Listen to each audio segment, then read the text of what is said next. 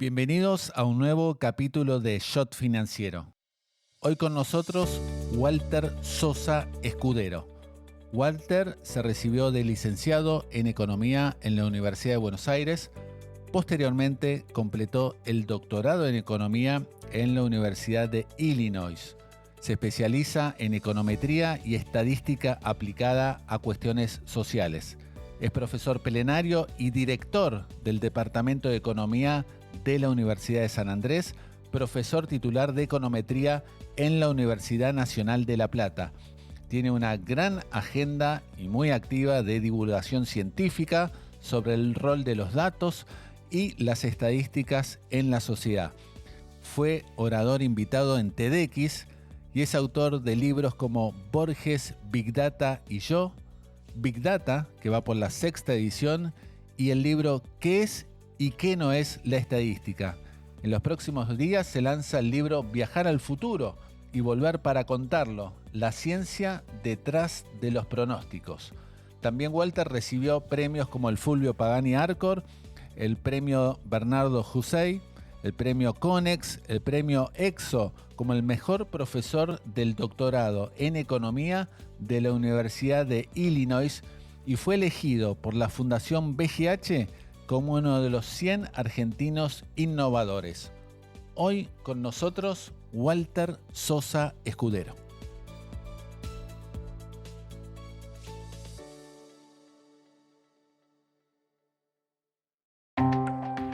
Shot Financiero es presentado por Puente Holding UK, una compañía especializada en Wealth Management, Sales and Trading, Capital Markets e Investment Banking, basada en el Reino Unido y con oficinas propias en Argentina, Paraguay, Uruguay, Panamá, Estados Unidos y España. Puente cuenta con más de 100 años de trayectoria y 35.000 clientes en todo el mundo, entre individuos, empresas, instituciones y sector público.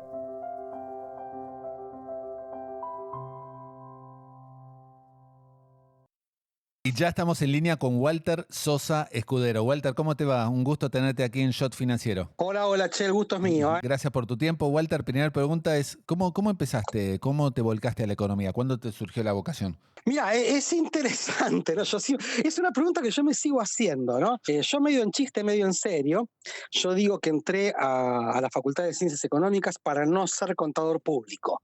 Era más o menos la única cosa que yo tenía en claro, pero yo entré a la facultad en el año 1983 y es como que estudiar la carrera de contador público era un backup lejano, me gustaba mucho la matemática, las ciencias sociales, la computación, y en cierto sentido, de una manera un tanto, te diría, osmótica, me pareció que economía tenía un poquitito de todo eso. Así que en definitiva, yo te diría que mi vocación viene de esa cosa de que me gustaba mucho lo social, me gustaba la matemática, me gustaba los datos y la computación, y economía era una especie de promedio razonable, ¿no? Un razonamiento muy econometrista, si vamos al caso. ¿A qué colegio fuiste en la secundaria, Walter? En la secundaria fui al Colegio Sagrada Familia, es un colegio barrial del barrio Villa Urquiza. Yo creo que recibí una muy buena formación, siempre quedé muy contento, y la formación mía del secundario pasó el test del tiempo.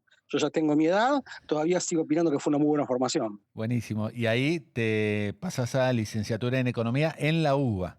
En la UBA, exactamente, sí. Yo entré en el año 1983. Justo con Creo que cuando eran los albores de la democracia. Exactamente, o sea, yo el 82, el año de la guerra, estaba en 5.º año y fui la última promoción que entró a la UBA con el examen de ingreso. Al año siguiente, me acuerdo que se hizo una especie de cosa rara, donde había una especie de curso, que es como que dabas el examen de ingreso en cuotas, y recién después, en el 85, si mal no recuerdo, empezó el famoso CBC, exactamente. Yo di examen de ingreso. ¿Qué profesores recordás de tu paso por la UBA en eso? Mira, a ver, te comento, te puedo comentar todos, pero el top 3. Tuve profesores gloriosos, ¿no? A ver, que formaron mi vocación, yo te diría que el que me dio a entender que a mí me gustaba la economía y que yo podía ser un economista fue José Fanelli. José tenía en esa época, era un tipo muy joven, tenía casi 30 años, y los cursos en esa época, en el 83, 4, 5, eran o muy abstractos y teóricos, o cursos muy, viste, muy de discursos de barricada, viste, muy ideológicos. Y el curso de José Fanelli era un curso, te diría, que manejaba elementos técnicos, pero también había problemas concretos, digo, en un país que como ahora, perdón, ¿no? Sigue enfrentando esta cuestión de la inflación, la estabilización. Así que José Fanelli, te diría que para mí es la persona que me hizo que yo descubra a la economía y que me descubra como economista. Después otro profesor que fue glorioso para mí fue Alfredo Canavese. Eh, Te diría que para mí el mejor profesor que tuve en todos los tiempos, un tipo que tenía una elegancia desde todo punto de vista en sus razonamientos y que el curso de crecimiento de él fue, como yo siempre digo, una novela de misterio, ¿no? Era estar en la clase agarrándote a ver dónde es que aparecía la solución al problema, ¿no? Y después muchos otros, no sé, Animantel, por ejemplo, Enrique Burr, Guillermo Escudé, muchos profesores que yo aprecié mucho, ¿no? Claro, claro, claro. ¿Y vos egresás en qué año, Walter, de la licenciatura en la UBA? Bueno, yo empecé en el 83 y para el 87 ya tenía prácticamente todo listo. Yo hice la carrera en 4 años, sin trabajar, yo no trabajé durante toda la carrera, o sea que para principios del 88 yo ya estaba recibido.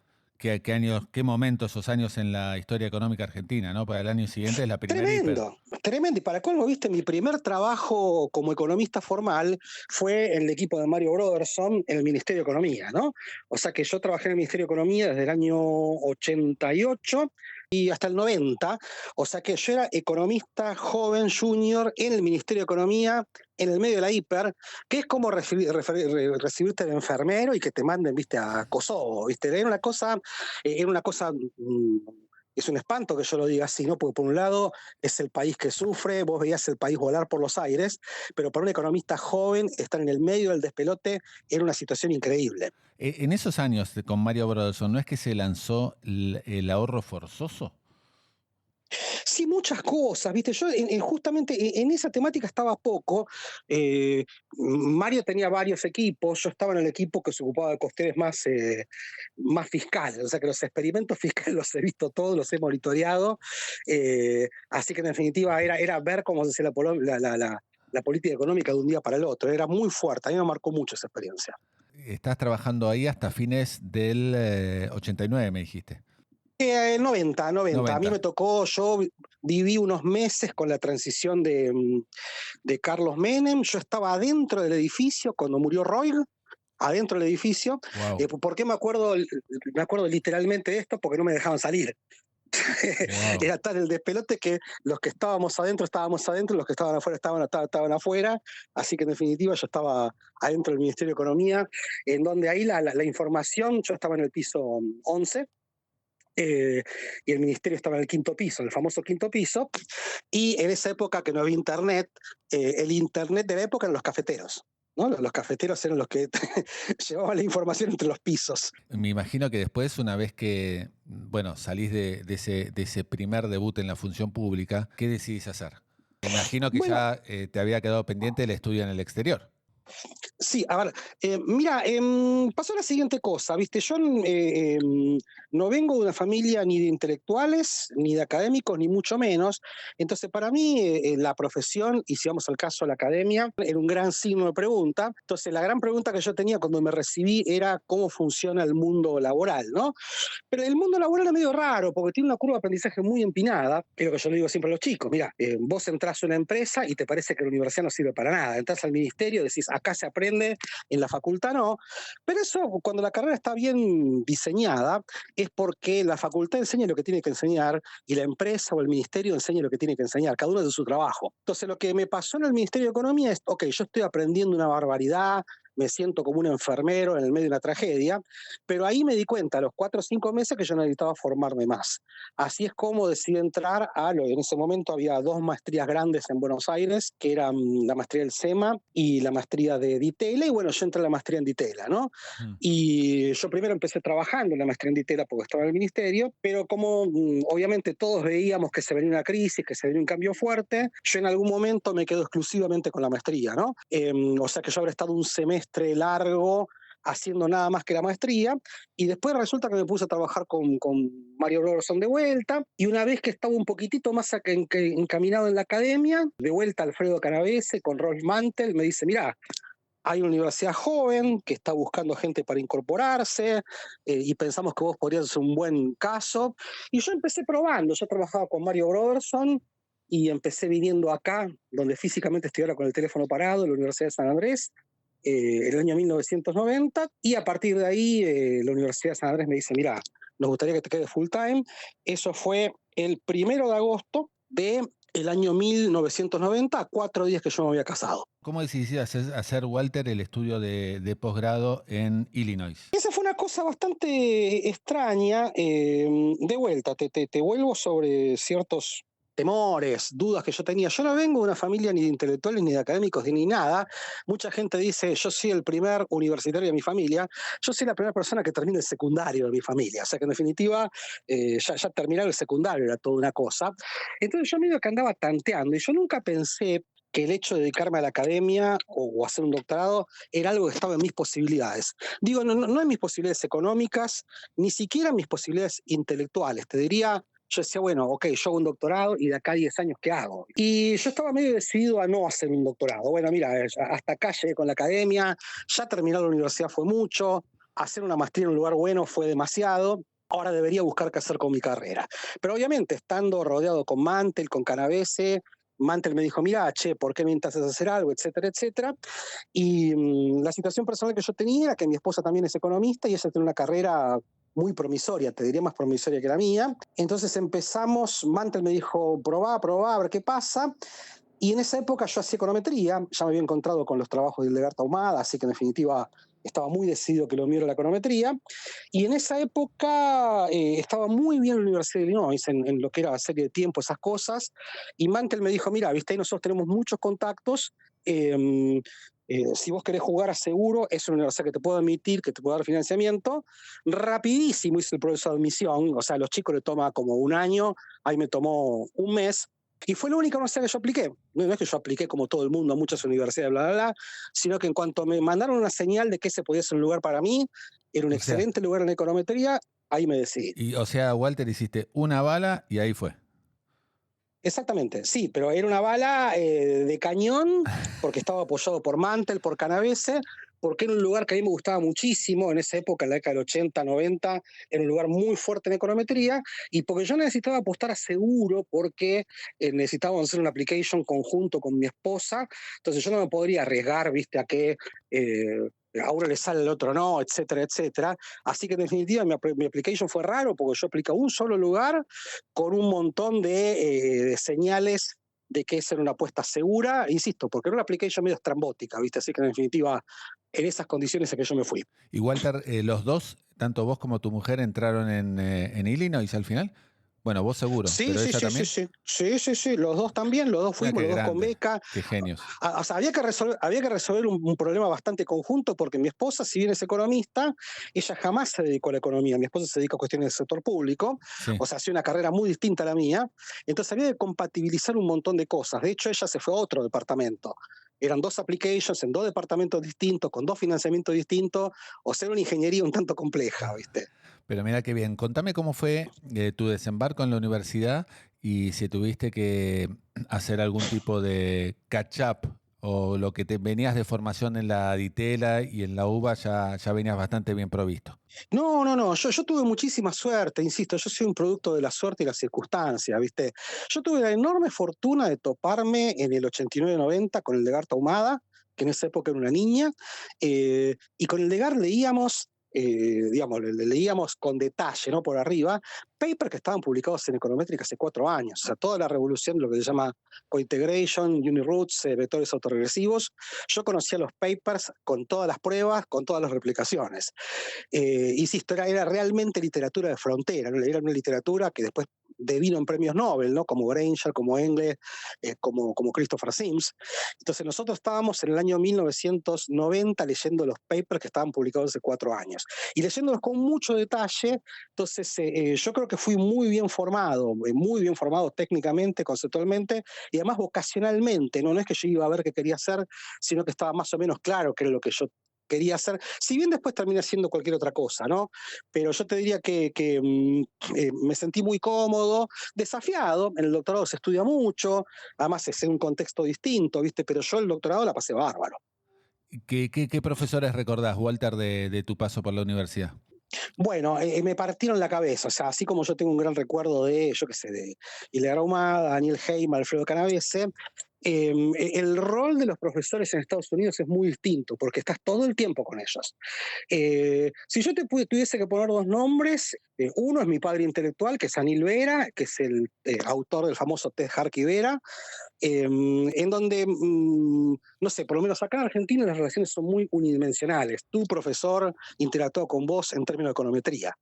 Pero yo con Anil estaba todo el día y hablábamos de cualquier cosa, de religión, de literatura, de estadística, de filosofía, y Anil me marcó la vida muchísimo. Y el otro, que para mí es un prócer de la econometría, es Roger Conker, que es el padre de Quantum Regression, para mí el tipo más sabio que hay en esta profesión en econometría, ¿no? Un tipo de una cultura increíble, un nivel de detalle y además un enorme ser humano. Te diría que tanto Roger como Anil me marcaron mucho como persona, te diría, no solo como intelectual, ¿no? Está todo muy relacionado. ¿En qué basaste tu tesis?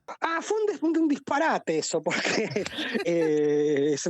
porque es un disparate. A mí una vez Daniel Heyman me dio un consejo que a mí me tomó muchísimo tiempo desarmarlo, que es, me dijo, vos no argentinices tu tesis al Divino Botón. ¿Bien? ¿Qué significa no argentinices tu tesis al Divino Botón? Es, ok, una cosa es que vos te preocupes por los problemas argentinos, porque sos un ciudadano argentino, porque sos un patriota, porque pensás que podés contribuir a tu país, perfecto.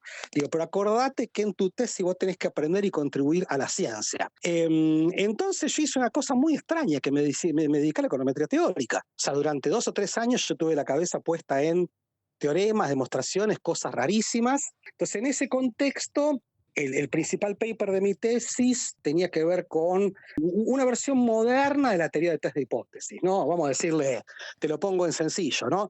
Imagínate que vos te querés hacer un análisis de sangre y para hacer tu análisis de sangre vos te dicen, bueno, tenés que ir en ayunas. Y la pregunta es, bueno, ¿qué pasa si no vas en ayunas? Bueno, el test se confunde porque empieza a detectar lo que el test quiere buscar con otras cosas. Yo qué sé, por ejemplo, si comiste medialunas con el desayuno.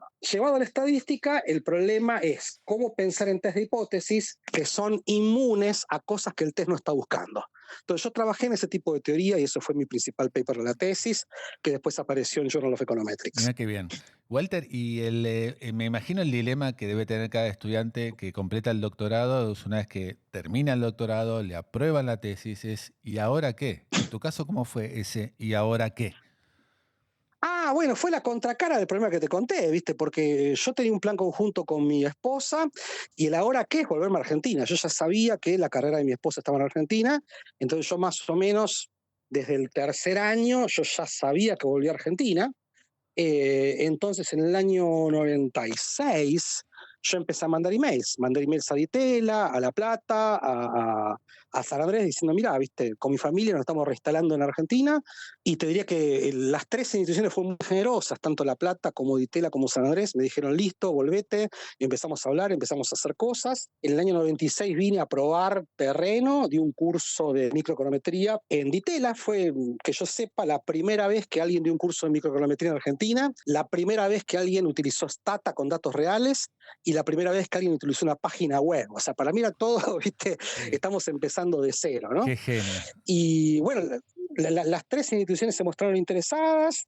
Después me decidí por una oferta que me hizo la Universidad de San Andrés, porque en cierto sentido yo había salido de San Andrés, entonces volver a San Andrés, era un periodo de mucha agitación, la economía estaba muy arriba, ¿viste? Entonces Justo, yo te diría que... Justo eso te iba a decir, eran años de la Argentina que invitaban a volver, invitaban a quedarse. Había muchas cosas, ¿viste? Porque yo creo que la academia económica todavía no está en equilibrio, y menos aún en esa época, ¿viste? Entonces, en definitiva, lo que se pensaba en la CAL 90 es, bueno, mira, con el tipo de cambio como estaba en la CAL 90, nos podemos dar el lujo de empezar a pensar en una academia argentina. ¿Qué significa eso? No importar investigaciones e investigadores, sino traer gente que pueda desarrollar investigaciones en Argentina, formar gente, etcétera, etcétera. Entonces, imagínate, con el tipo de cambio como estaba, con que en la década del 90 aumenta mucho la cantidad de gente que se va al exterior, era una época en donde había crecido muchísimo la oferta y la demanda. Después nos dimos cuenta que pasaron cosas, pero yo te diría que la sensación que había en el año 97, más allá de las cuestiones económicas, era que era una profesión en ebullición. Insisto, de la oferta, gente que se había ido, que estaba dispuesto a volver porque el salario en dólares era alto o porque las propuestas intelectuales eran interesantes. Por ahorita pensar que es la época en la que volvió Federico Stroessner, por ejemplo, Claro. Mariano Tomasi, yo qué sé. Ellos fueron los que vinieron un poquito antes que yo, ¿no? Federico, Mariano, calculo que Juan Panicolini. Entonces, había toda una cosa de, mira, viste, en dólares no es tan terrible, está la posibilidad de hacer algo interesante, había propuestas nuevas como San Andrés de Itela, SEMA, y después tomaban impulso lugares clásicos como La Plata, la Universidad Nacional del Sur, la propia UBA, Córdoba. Entonces era un ambiente muy, muy efervescente, vamos a decirle. Vos aparte de volver y investigar y dedicarte a la docencia, sos una máquina de escribir libros o de divulgación también. ¿Cuándo surge, o me imagino que no fue algo de un día para el otro, sino en paralelo y quizás más de joven, tu amor por Borges, por ejemplo? Resulta que la pregunta de Borges y la pregunta de la divulgación tienen exactamente la misma respuesta. Yo me di cuenta muy tarde que era un fanático de Borges, ¿no? Lo de Borges a mí se me metió en el colegio secundario. En el colegio secundario, ya te dije, yo estoy muy contento con la formación que recibí. Yo tuve una profesora, Manuela Carone, que un día me hizo leer un cuento de Borges. Y cuando te digo me hizo leer un cuento de Borges, es medio literal, tipo, a ver, sacó un revólver, nos lo puso en la cabeza y digan, ustedes tienen que leer este cuento, ¿no? Es medio así. Bueno, es medio que así funciona y quizás debería funcionar. La analogía con el revólver no me gusta, pero sí me gusta el hecho de que los profesores tienen, en cierto sentido, tienen que imponer lo que opinan que es bueno. Después uno juzga, ¿no? Y lo que logró Manuela, nunca sé si agradecerlo o echarle la culpa, es que después no me lo pude sacar más de la cabeza. O sea, a partir de ahí empecé a leer de a poquito a Borges. Pero lo fui leyendo como lector hasta que me pasó que en algún momento, después de muchísimos años, 20 y pico de años, alguien me dijo, che, vos date cuenta que estás todo el tiempo hablando de Borges en tus clases. Pero no en mis clases de Borges, sino en mis clases de estadística, econometría, que yo apelaba a ese tipo de imagen, ¿viste? Y bueno, en algún momento cuando me quise dar cuenta, ya estaba metido en el universo de Borges y con la divulgación me pasó exactamente lo mismo. El libro, por ejemplo, le podemos contar a nuestros oyentes Borges, Big Data y yo. ¿Cómo se lo podrías, digamos, explicar a los oyentes cómo surgió? Debe ser de tus primeras obras. Sí, en realidad es el segundo libro de divulgación que yo escribí, pero en realidad es el tercero que yo publiqué. Mirá. Borges, Vidarte y yo surgió de un comentario que me hizo Mariana Marchioni una vez, que es el que te decía, ¿no? Un día me dice, vos date cuenta que en todas tus clases de estadística y econometría nunca pasa más de 2 clases que vos no hablas de Borges, ¿no? Que yo utilizo a Borges para ilustrar un concepto, para meter alguna idea, y yo dije, bueno, de repente hay espacio para escribir un artículo. Y de hecho, una de las cosas que yo hago siempre que se me viene una idea de divulgación es apelo a la enorme generosidad de Sebastián Campanario, que tiene su columna Alter Eco en La Nación. Un genio, sí. Y yo lo que hago es, le digo a Sebastián, che, déjame explorar un poquito las aguas, y escribí un artículo en La Nación sobre nexos entre Borges, la estadística, etcétera, etcétera, ¿viste? Y llega un momento que en mis anotaciones voy a decir, mira, acá hay material suficiente para pensar en un libro, ¿viste? A ver, ¿viste? El problema que tiene Borges es que es medio como la Gioconda, ¿viste? Que yo nunca fui a ver la Mona Lisa, pero lo que dice la gente que la ve es que parece que te está mirando a vos. Vos estás en un costadito y parece que te mira, ¿viste? Sí. Y con Borges pasa una cosa parecida. Borges, vos sos odontólogo y parece que le está escribiendo los odontólogos. Sos filósofo y parece que le está escribiendo los filósofos. Pero tenés que tener mucho cuidado, porque Borges es como que te mira de todos lados. Entonces, yo lo que hice fue justamente, es un divertimento, más bien que es un divertimento, yo no es un proyecto de investigación ni mucho menos. Yo lo que hice fue agarrar ciertos temas recurrentes en Borges, que son el infinito, la representación de la realidad, qué es más real, si la realidad, los datos o lo que uno hace o dice de ellos, que son temas recurrentes en Borges, y empecé a cruzar puentes entre lo que es la literatura y el mundo en el que yo vivo, que es el de las probabilidades, la computación, la matemática, y bueno, así es como apareció ese libro. Un día no lo pude evitar. Yo los libros míos de divulgación, ¿no? Yo más que escribirlo, los tipeo. ¿Viste? No es que me tengo que poner a pensar. Es como que ya lo pensé eso, y lo único que tengo que hacer es intentar escribirlo de una manera un poco elegante. Bueno, y has escrito, bueno, qué es y qué no es la estadística, y tengo entendido que estás presentando ahora uno nuevo que se llama Viajar al futuro. Exactamente, sí, es casi una primicia, así que digámoslo bajito, ¿viste? Y, Porque lo que me dijeron, el editor siempre dice, no, pero hasta que el libro no esté, ¿viste? Bueno, pero yo calculo cuando los oyentes estén escuchando esto va a estar el libro. Se llama Viajar al futuro y y volver para volver para contar. contarlo, la ciencia detrás de los Pero pronósticos. te digo que Justamente es un... el tema es re interesante, ¿no? Porque la ciencia detrás de los pronósticos, ¿no? Y sobre todo para los economistas que muchas veces somos criticados por pronosticadores y nos asemejan a los que pronostican el tiempo a veces. Bueno, el libro da vuelta exactamente sobre esa preocupación. El libro justamente da vuelta, primero, el libro es una visita guiada al backstage de todos los pronósticos, no solo de los económicos, sino financieros, políticos, meteorológicos, deportivos. O sea, el libro intenta un poquito contar eh,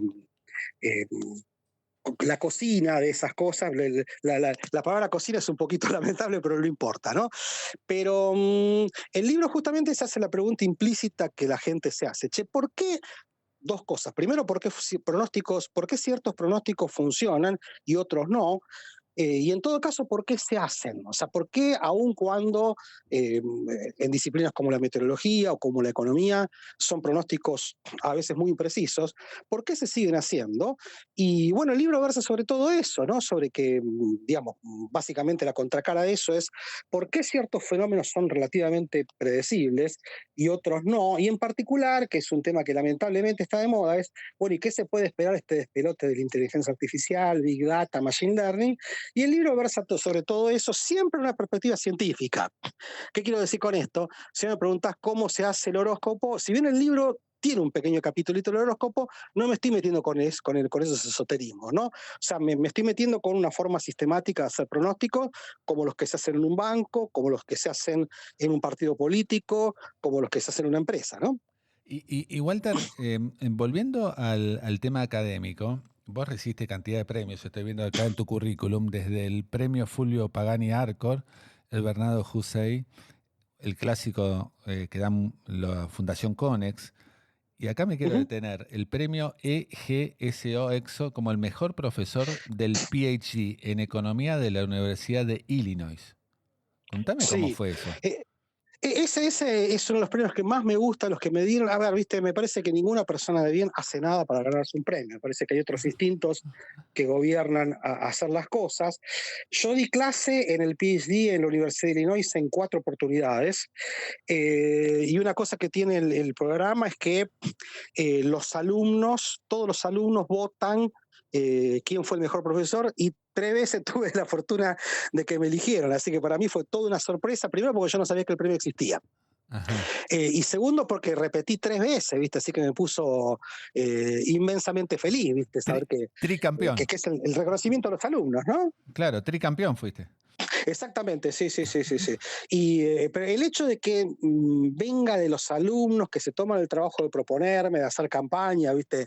Me puso muy contento porque, bueno, yo qué sé, ¿viste? Es donde uno quiere impactar directamente en los alumnos. Fuiste orador invitado en TEDx. Contame de qué hablaste Hice en TEDx. TEDx. Mira, TEDx fue toda una experiencia. TEDx fue la primera vez que yo, como le gusta decir a Sebastián Campanario, salí del closet, ¿no?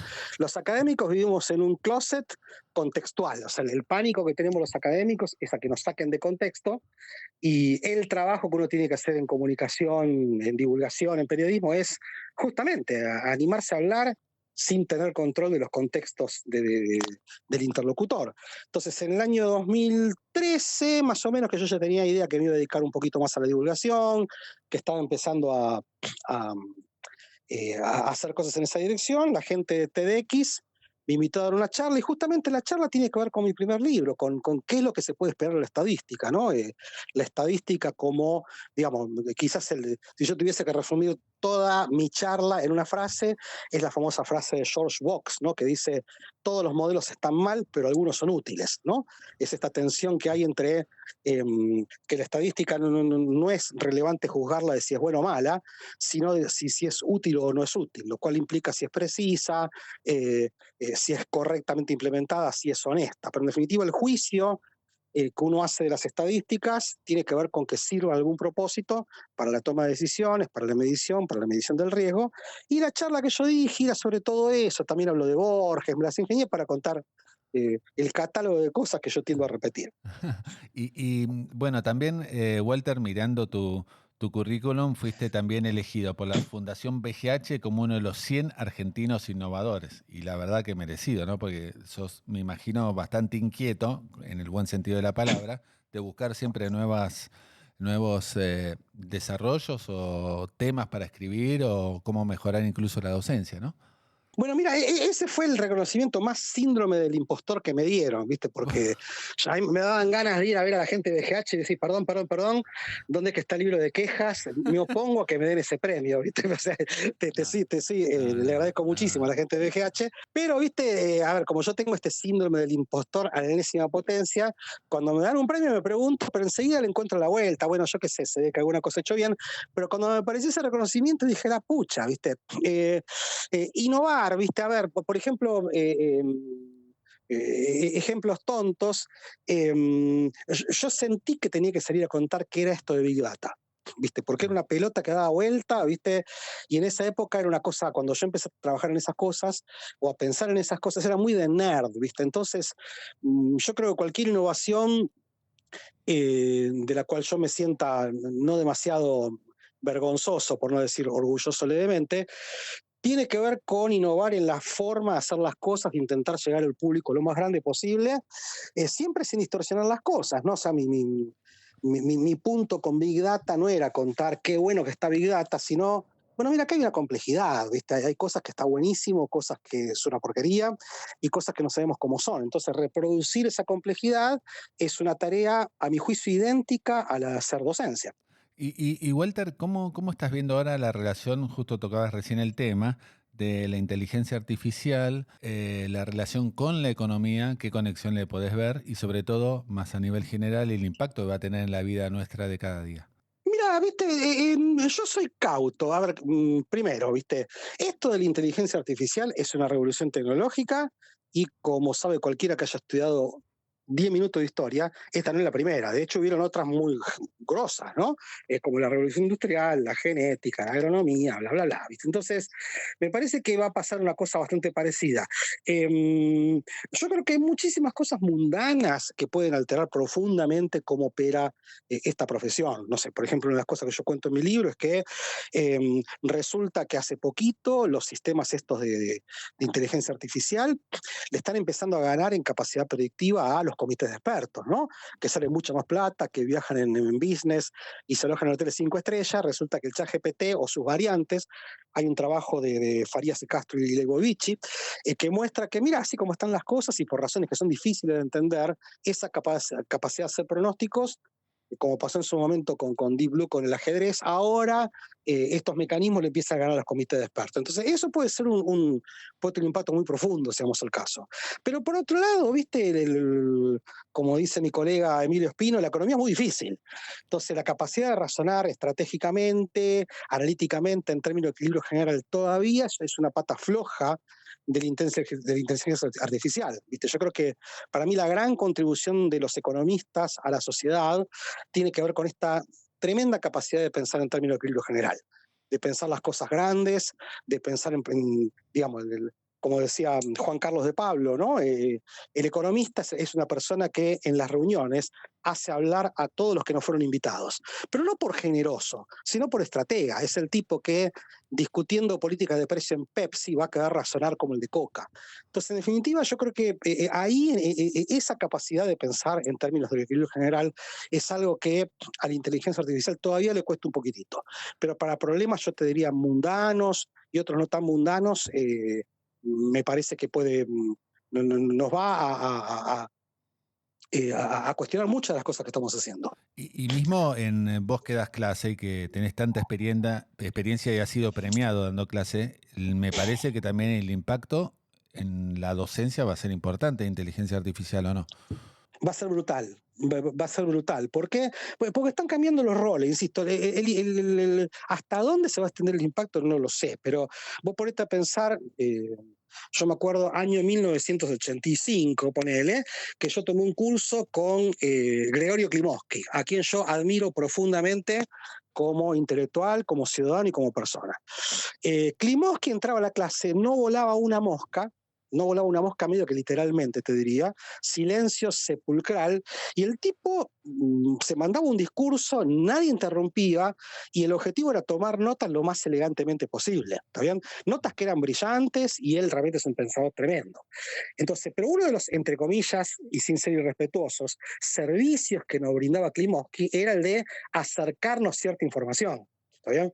Bueno, resulta que ese servicio es prácticamente irrelevante ahora. O sea, insisto, mis clases, el servicio de que yo te brindo información, está todo en YouTube. De hecho, en mis propias clases están todos en YouTube. Por O sea, eso. si vos decís, mira, a ver, quiero ver mi clase de mínimos cuadrados ordinarios o de máxima verosimilitud, y pones search, Walter Sosa Escudero, máxima verosimilitud, enter, y te aparezco yo contándote todo.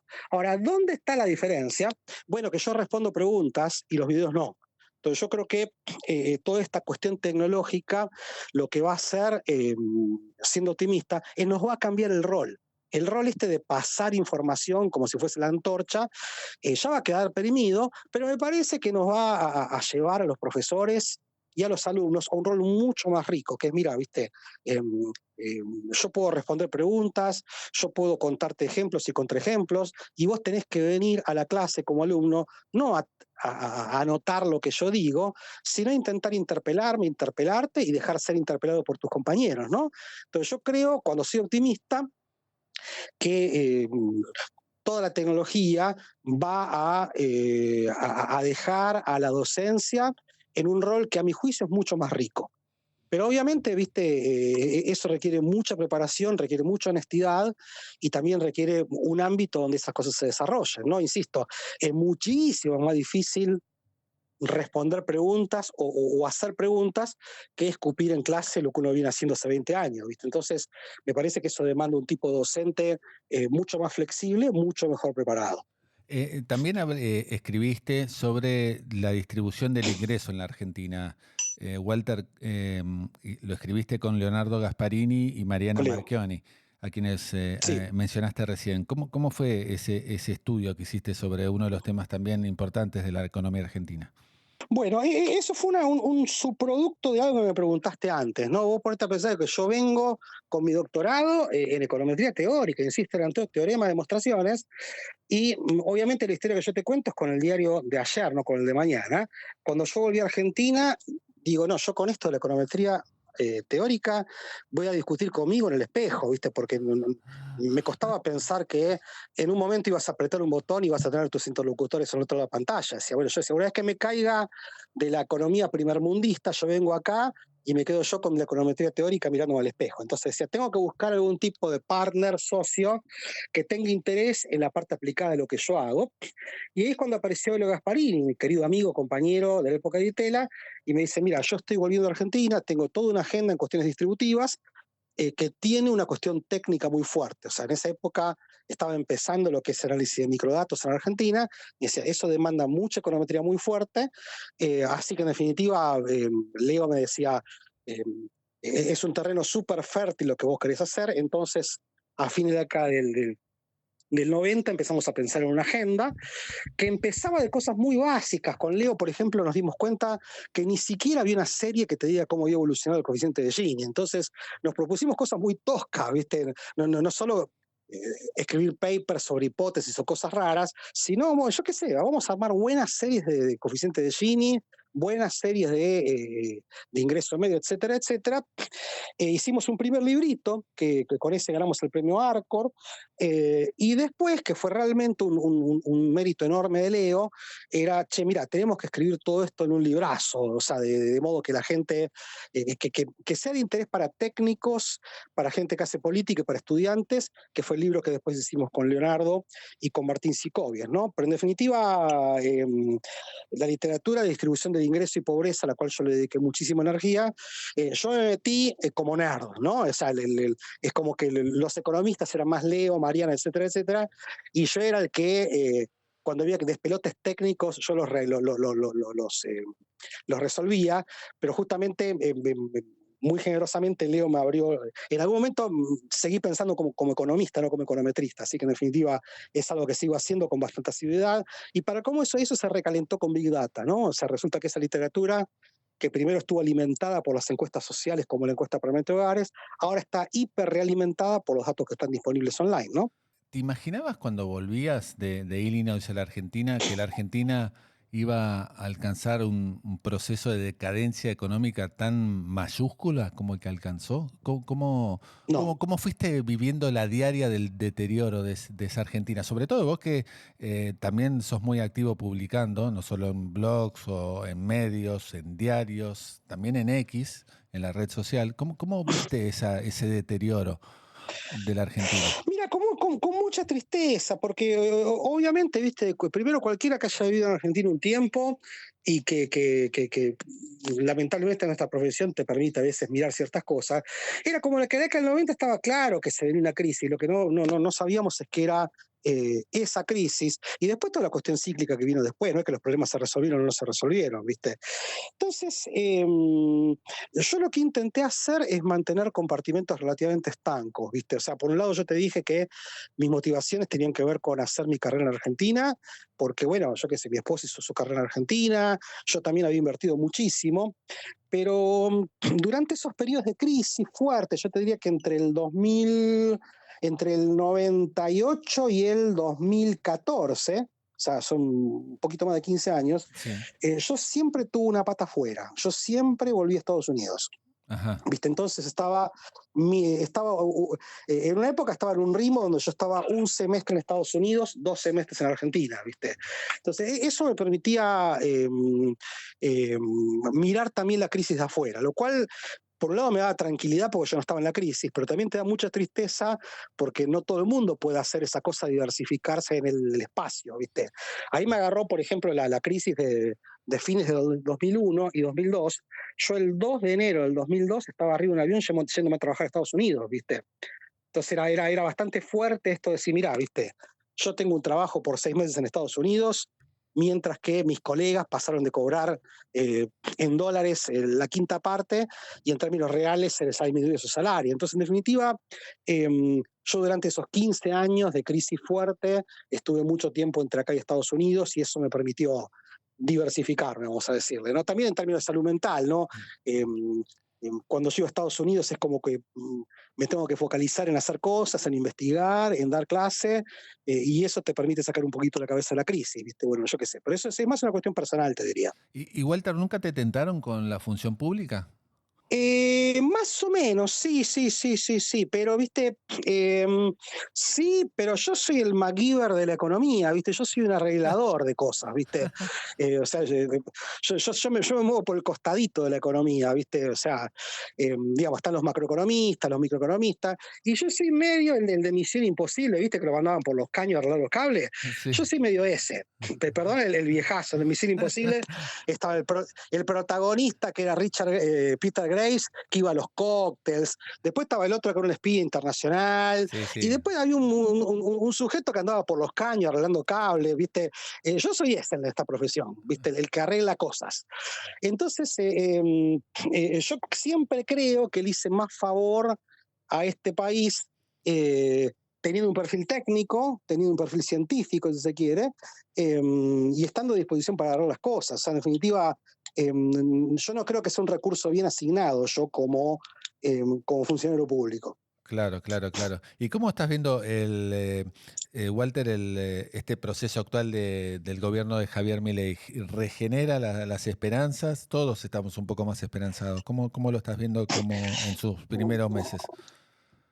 Mira, a ver, viste, obviamente que no son los temas de los cuales yo me sienta cómodo hablando por lo que te decía anteriormente, viste, pero me parece que el fenómeno de Javier Milei es un fenómeno endógeno, no es que él aparece porque se bajó de una nave espacial, sino que me parece que es un fenómeno que es una consecuencia natural a las idas y venidas de lo que pasó con este país, ¿no? ¿Qué quiero decir con esto? ¿No? Esto es algo de lo que yo, perdón la autorreferencia, tengo que contar en el libro que estoy escribiendo, ¿no? Mucha gente dice, pero las encuestas se le escapó la tortuga, no lo vieron a Trump, no lo vieron a Milei. ¿Está bien? Y cuando vos hablas con los encuestadores o cuando mirás el trabajo de los encuestadores, resulta que, ok, sí, el hecho de que esa persona sea Javier Milei era difícil de ver en las encuestas, pero lo que las encuestas mostraban claramente es que en la sociedad había una necesidad de una persona que sea un outsider, ¿no?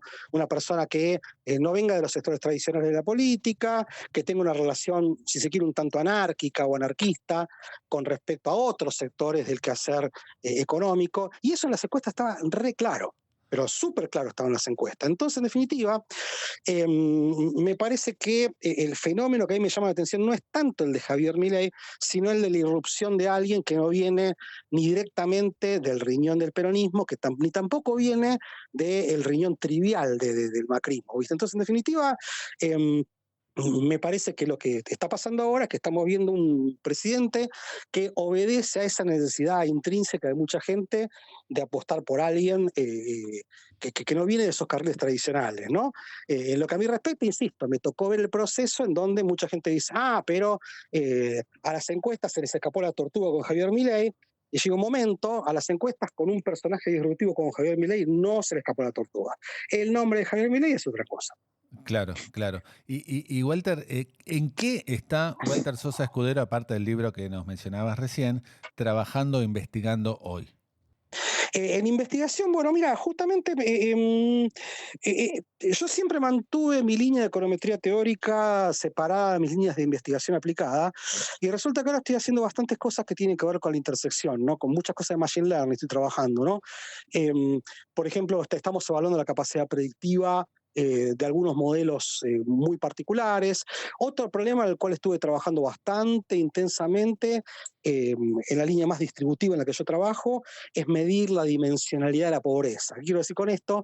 Se ha vuelto una especie de lugar común para bien y para mal que la pobreza y el bienestar es un fenómeno multidimensional, ¿no? Multidimensional significa que no lo puedes agarrar nada más con el ingreso, ¿no? Y un poco la pregunta, en una serie de papers que tenemos por ahí publicados, que nos hicimos es, bueno, ok, primero, ¿qué quiere decir eso?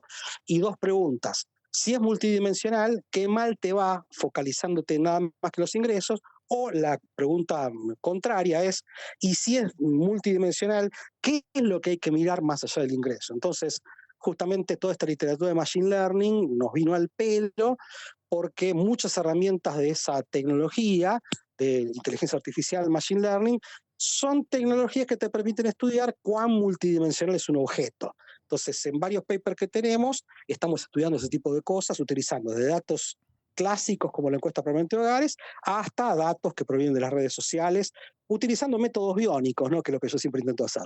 Y Walter, ¿qué tan fácil es el acceso a los datos en la Argentina? Sobre todo vos que estás ahí con el pico y pala en varios rubros. Gran pregunta.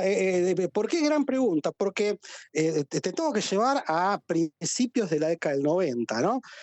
Cuando yo ya tenía en claro que me iba a dedicar a la econometría, mucha gente me decía, pero ¿para qué te querés dedicar a la econometría con los datos de porquería que hay en este país, viste?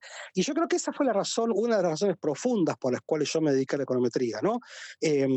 Porque me parecía que, ok, mirá, si tenemos poquitos datos, y quizás menos datos de alta calidad, este es un espacio hiper productivo para utilizar métodos de alta calidad.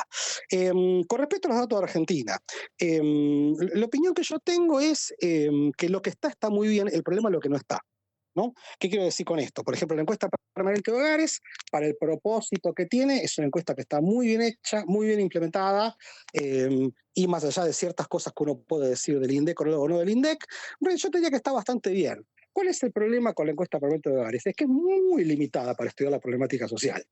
Entonces, yo cuando digo que hay un problema de datos, no es que la encuesta permanente de hogares esté mal hecha, está muy bien hecha, pero hay un montón de cuestiones socioeconómicas que uno debería apreciarlas y que no aparecen sistemáticamente en el EPH, no porque el EPH está mal, sino porque nunca se propuso que esas cosas aparezcan. Entonces el problema no es tanto con los datos que hay, sino con los datos que no hay. Pero por otro lado, y acá yo soy un poquito más optimista, Resulta que Big Data en parte viene a resolver ese problema. Te pongo un ejemplo clásico, ¿no? La forma clásica de medir inflación es haciendo encuestas de precios, persiguiéndolas en el tiempo, etcétera, etcétera. Pero una cosa que aparece de los estudios que hace y comunica en Internet Alberto Cavallo, es que esa información se puede recabar, perseguir y procesar prácticamente en tiempo real con datos online. Entonces, en definitiva, no es que se trata de esperar sentado a ver si el INDEX se digna hacer una encuesta de precios diarios o una encuesta social grande, sino se trata también de poner inteligencia y ver si esos datos uno los puede recuperar desde afuera del sistema clásico de estadísticas. Entonces, ahí es donde yo me he vuelto optimista. Ah, mira qué bien. Walter, vos que estás en la línea de combate en materia educativa, que año a año formás mucha gente, ¿cómo estás viendo los alumnos? ¿Cómo estás viendo las nuevas generaciones? ¿Van mejorando? ¿Las ves mejor? ¿Vienen muy mal de la secundaria o del estudio de grado? ¿Cómo hablas de la educación en ese sentido? Bueno, primero te pongo un contexto, ¿viste? Yo trabajo en la Universidad de San Andrés, que es una universidad privada, te diría, de un nicho muy pequeño, hace ya 30 años, pero también hace 25 años que trabajo en la Universidad Nacional de La Plata, ¿no? Y por otro lado, por lo que yo hago de divulgación, me toca interactuar con prácticamente todas las universidades, o sea que te tengo una muestra bastante representativa de cómo funciona, insisto, por lo menos la economía, ¿viste? Hay ciertas cosas que son ciertas. Los chicos quizás vienen con una formación secundaria que es un poco más floja, y eso es cierto, por un lado. Pero por otro lado, viste, ya sea por selección o por autoselección, ese problema tiende a resolverse. En los primeros 2 años, ¿viste? ¿Qué quiero decir con esto? El profesor de primer año es al que le pega el golpe de, los chicos vienen más flojos en matemática, en capacidad de lectura, etcétera, etcétera. Pero como yo los agarro más adelante, no me doy cuenta mucho, ¿viste? Entonces, esa es una característica. Donde yo sí veo una cosa rara es que los pibes son un poquitito menos vocacionales, ¿no? El otro día lo decía Silvia Londo en las redes sociales, ¿no? Cuando yo estaba en la universidad, la UBA daba un seminario de economía y transporte y yo me anotaba. Y después me fijaba a ver para qué me sirve esto. Ahora vos lo traes a Semoulo en una charla y el pibe quizá no viene porque tiene clase de gimnasia, ¿viste? Entonces, me parece que lo que ha pasado en los últimos años, generacionalmente, es que los pibes no son tan fans de nada, es como que están más diversificados, tienen un ojo puesto en el trabajo, un ojo puesto en la academia, el otro ojo puesto en la intelectualidad, el otro ojo puesto en quizás me hago un viaje, y quizás sea bueno, no te estoy diciendo que es malo o bueno, pero en definitiva, el pibe de tercer o cuarto año, con respecto a lo que nos pasó a nosotros hace muchos años, es un poquitito menos fan de la economía, es como que hay que laburar un poco más para que tenga esa pasión que nosotros teníamos, que quizás es una cuestión de supervivencia, ¿viste? Pero en definitiva, desde ese punto de vista es un poco más complejo. Pero por otro lado, ¿viste? Hay pibes que son buenísimos, la economía como disciplina está, para bien o para mal, metida en muchas partes, ¿viste? Cuando yo estudié economía en la década del 80, era macro. El 99% de la imagen que tenía la gente de la economía son los que estudian ciclos, crisis, etcétera, etcétera. Pero ahora, no sé, hay muchos pibes que se meten en economía porque les gusta comportamiento, porque les gustan las instituciones, porque les gustan los datos, porque les gusta la micro. O sea, es una disciplina mucho más diversificada. ¿Qué consejo, Walter, le darías a un joven que recién está empezando a estudiar economía? El que me dio Alfredo Canavese en el año 1987. Divertite. Esto lo repetimos con Sebastián Campanario, es muy difícil competir con alguien que se está divirtiendo. Yo me considero una persona bastante del medio. No me creo ni lo suficientemente inteligente, ni me parece que haya tenido muchos contactos. Ahora, la pregunta es, ¿por qué yo pienso que te gano y te hago pelota en econometría? Porque a mí me encanta. Yo me llevo el libro de econometría a la playa. Si yo tengo un fin de semana largo, voy a leer sobre econometría y cada vez que aparece un paper nuevo de econometría me pongo muy contento. Entonces, en inteligencia, en garra, me pasás por arriba, pero en gusto, es muy difícil competir con alguien que siente pasión por eso. Entonces, el consejo que yo le doy a los pibes es divertirte, pero en un sentido intelectual de término, ¿no? O sea, apasionate por algo, porque una vez que a vos te divierte hacer alguna cosa, empezás muy bien con respecto al no solo el que no se divierte, sino el que sufre, ¿no? Claro. El tipo, por ejemplo, ¿viste? Yo todos los días leo matemática, todos los días, desde hace 30 años, yo hago 20 minutos de matemática. ¿Por qué? ¿Qué sé yo por qué lo hago? Entonces, en definitiva, cuando vos tapás la nariz por la matemática y no te gusta, yo ya te vengo ganando. Después vos me ganás en tu inteligencia, en lo que sea, pero en definitiva me parece que divertirte no es relajarse. Divertirse es hacer un esfuerzo enorme intelectual para entender qué te gusta. O sea, pretender divertirse implica probar, implica arriesgarse, implica, mira, de repente hice esto y no me divierte. O sea, no es una invitación a la liviandad decir divertirte, sino es una invitación a conocerte, a conocer la profesión y encontrar eso por lo cual vos sentís pasión. Ahí es muy difícil competir contra la gente. Ay, me haces acordar a algo que decía Borges sobre los libros, que cuando una persona agarra un libro y no le gusta, no tiene que estar obligado a terminarlo. No tiene que cerrar y Sí, listo. a ver, Y en cierta medida hay que yo- dedicarse a divertirse o hacer lo que a uno, en definitiva, tiene pasión por eso. Sí, el punto, yo lo que no querría es que los pibes sean muy literales con eso, no es que yo pruebo y si no me gusta salgo corriendo. Yo creo que el gusto es algo que uno tiene que aprender a crear. La primera vez que vos escuchás flamenco, a mí me gusta mucho la música, si yo te pongo 10 minutos de flamenco, ¿a vos te parece que todo igual, que es una canción larga que toca 10 minutos? Entonces vos escuchás un minuto y decís, uy, qué insoportable, sacame esto de encima. La invitación que yo hago es, ponele onda, trabaja con la hipótesis de lo que te va a gustar y de repente vas a distinguir patrones, matices, etcétera, etcétera. Entonces, yo no llevaría el argumento a ningún extremo, ni soltar un libro porque no te gusta, ni terminarlo de leer porque es un mandato divino. En general, yo hago lo que vos decís, ¿viste? Yo cuando agarro una novela y no me gusta, ¿qué hago? Le pongo garra, después sigo leyendo, pero a partir de cierto momento, si no me gustó, la largo. ¿Viste? Claro. Pero me parece que el gusto es algo que uno puede, me parece que los gustos no son variables exógenas, uno puede construir los gustos. Entonces, la invitación, tardé muchos años en darme cuenta de lo que me dijo Alfredo, divertirte no era relajarte y tomarte las cosas en chiste, sino ponerle garra para que las cosas te gusten. Y Walter, ¿cuál fue el cuento de Borges que más te gustó? El que más me gustó es el sur. Mm. No sé si es el mejor, no sé si es el primero que yo le recomendaría que lea a alguien, pero el sur me parece que mezcla mucha de la geografía rural, gauchesca, argentina de Borges, y también la parte surreal trascendente, ¿no? Hay cuentos que son más trascendentes, como Clon, por ejemplo, Sí. otros que son más, yo qué sé, si se quiere, gauchescos, como, no sé, el otro, por ejemplo. En el sur está esa increíble línea divisoria entre el Borges argentino y el Borges universal. Están los dos Borges Claro. metidos en un cuento que, a mi juicio, además es justamente es un cuento muy autobiográfico en donde Borges se descubre a sí mismo. Casi toda la obra de Borges tiene que ver con este proceso en donde Borges se descubre, ¿no? Se descubre como autor, se descubre como argentino, se descubre como lector. Entonces, El Sur me parece que resume muy bien todas esas cosas, es mi cuento favorito. Y hubiera jurado que hubieras elegido El jardín de senderos que se bifurcan, no sé por qué. Quizás.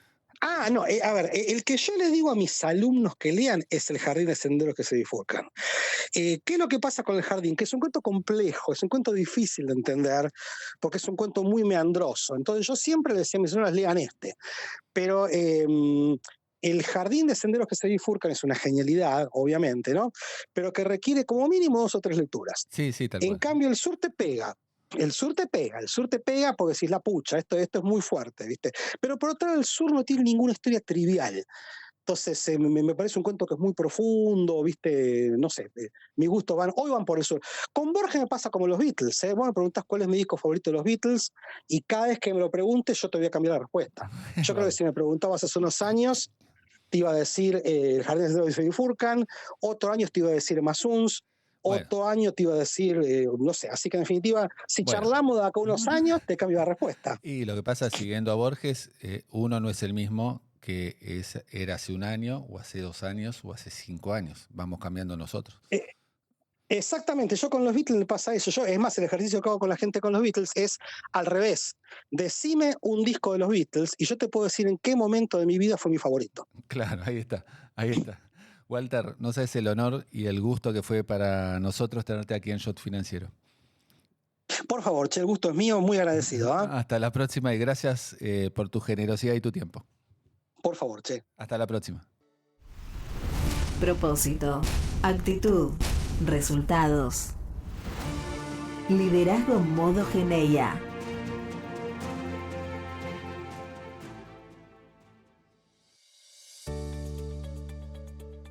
Hasta aquí la entrevista con Walter Sosa Escudero. Nos reencontramos en una semana con un nuevo capítulo de Shot Financiero con un referente de la economía y de los mercados. Chau.